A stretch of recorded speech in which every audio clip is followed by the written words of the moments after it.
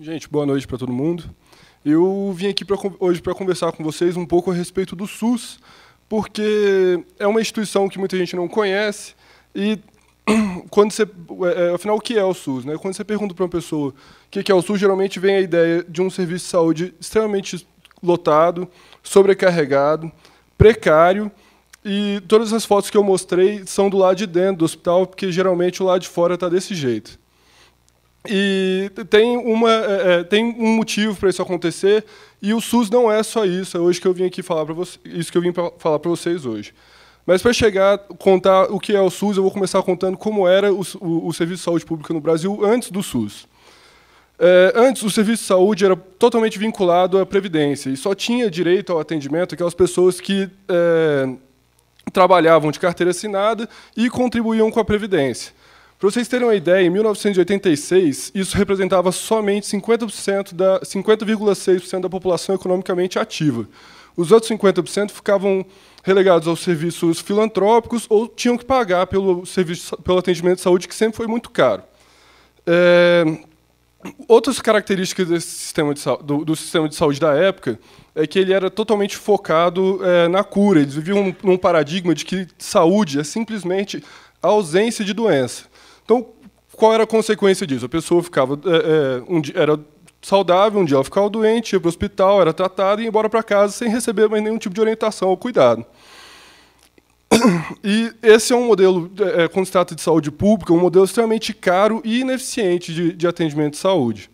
Outros problemas que existiam, outras características dessa época da saúde pública do Brasil, era que a Previdência financiava o atendimento financiava a construção de hospitais privados para que os hospitais depois atendessem a população que era atendida pela Previdência.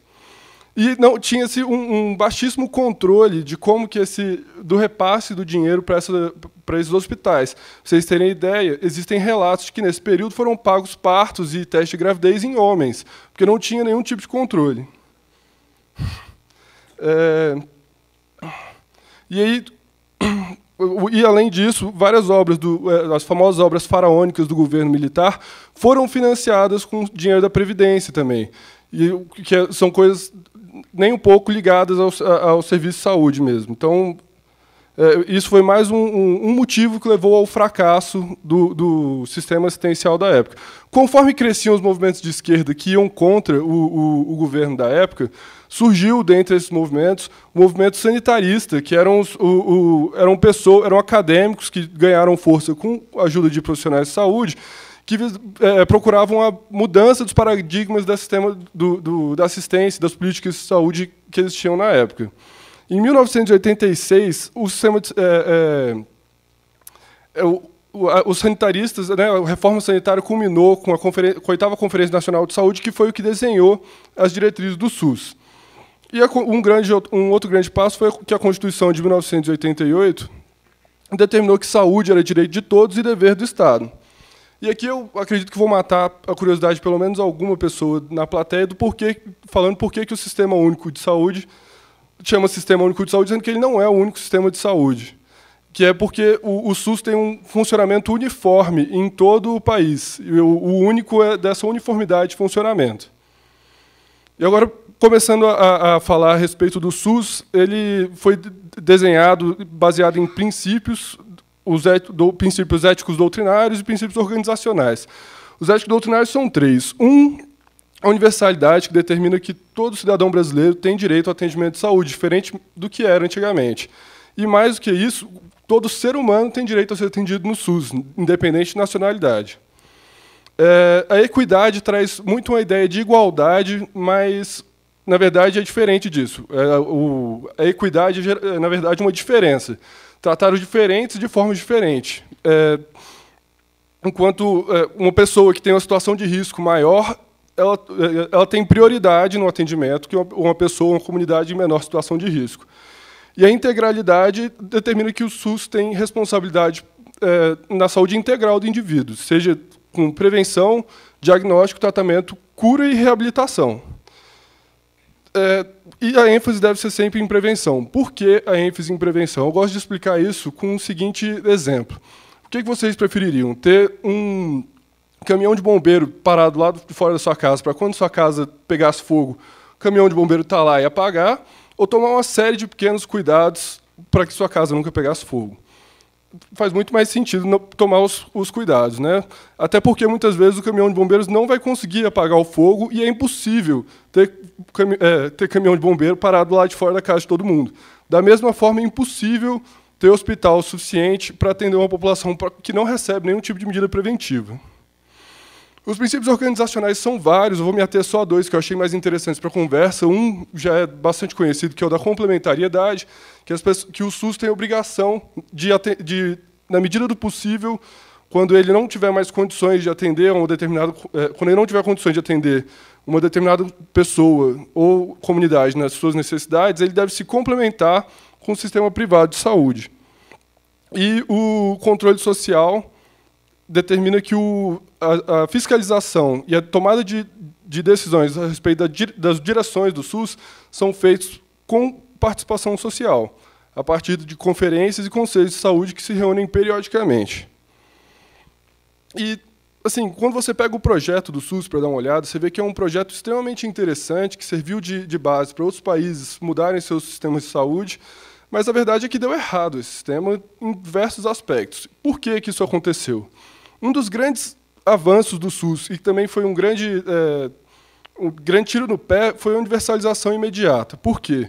O sistema de saúde tinha uma infraestrutura que atendia 50% da população, aproximadamente, e com alguma precariedade, né, com assistência do sistema privado, e a partir da promulgação da Constituição de 1988, a mesma infraestrutura tinha que atender 100% da população.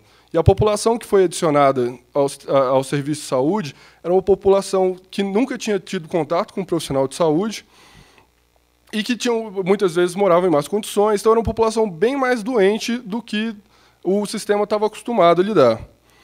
Um outro problema muito grande, quando você olha um serviço de emergência desse, seguramente 90% das pessoas que estão aí não deveriam estar num sistema de emergência. Nós não fomos ensinados a utilizar um sistema de saúde. Isso é um erro é um problema que acontece desde o nascimento do SUS, que nasceu sobrecarregado. Porque essas queixas mais simples deveriam ser atendidas num centro de saúde. Como não tinha médico suficiente para marcar consultas, as pessoas iam para a emergência. Como a emergência ficava superlotada, os gestores tiravam os médicos que tinham que atender as pessoas consultas marcadas, botavam na emergência, criando uma bola de neve que até hoje não se resolveu. E, durante muito tempo, eu acreditei que o SUS era bem financiado. Ele tinha o grande problema dele era um misto de incompetência administrativa com corrupção. E, estudando aqui para apresentar essa palestra, eu descobri que, na verdade, não é assim. Quando você olha outros países que têm sistemas universais de saúde, nós ficamos atrás de países como Cuba, Argentina, Chile, e muitíssimo atrás de países que têm serviços de saúde considerados de excelência. E um outro grande problema que que eu acredito que o SUS vive é lidar com o interesse privado, de planos de saúde, de indústria farmacêutica, de hospitais privados. Por quê? O SUS nasceu com a ideia de substituir toda essa rede de atendimento privado. Eu não sei se vocês sabem, o sistema de saúde, a saúde no Brasil hoje é um mercado de quase 100 bilhões de reais anualmente.